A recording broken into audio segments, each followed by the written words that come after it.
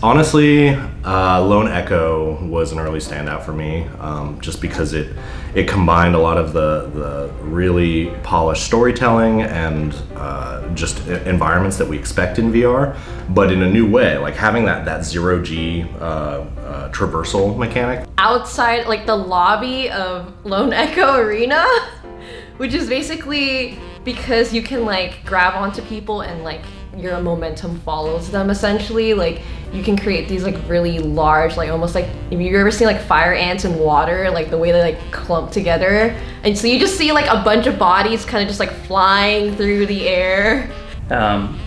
Vader Immortal has been, its storytelling is very, very cool. Just very, I don't know, just very interesting to me. Plus, who doesn't love holding a lightsaber? My non-Survios favorite VR experience is that like 4-minute animation called Chocolate with the dancing cats. It was like a promo video from a couple years ago, and it's ridiculous and so fun. And after a hard day, we used to go in it just to make ourselves happy again. Yeah. Pistol Whip is freaking addictive. Like, again, I love experiences that just make you feel kick-ass, and especially ones that make you move, that you really utilize all of the physical aspects of VR. Beat Saber. I play a lot of Beat Saber. At a certain point, I'd get in there and really have a blast doing it.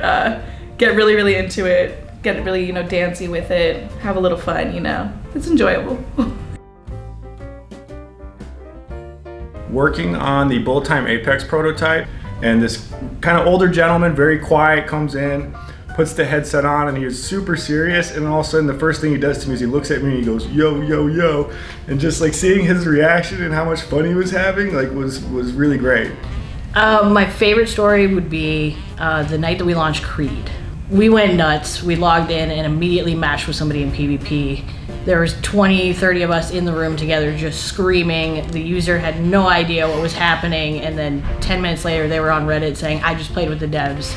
Back when we used to make raw data, when we were working on that, we used to have demos up in the front of the office, and every once in a while someone would be up there and just get the life scared out of them, and you'd hear this blood-curdling scream.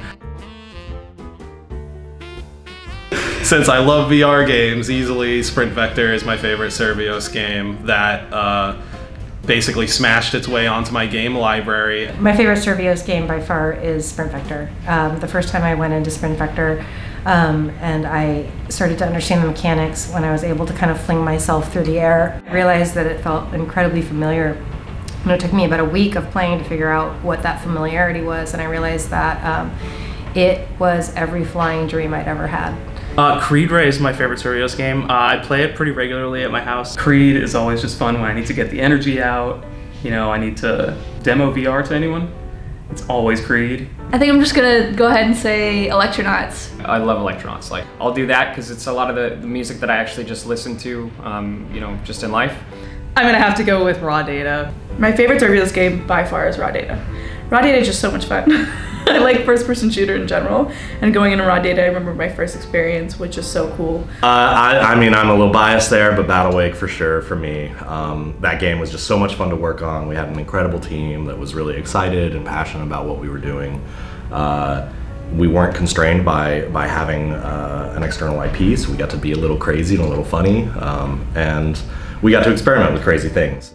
Happy holidays! Happy holidays! Happy holidays! Happy holidays! Happy holidays from Survios. From Survios. From Survios. To you. To you. To you! Happy holidays from Survios to you!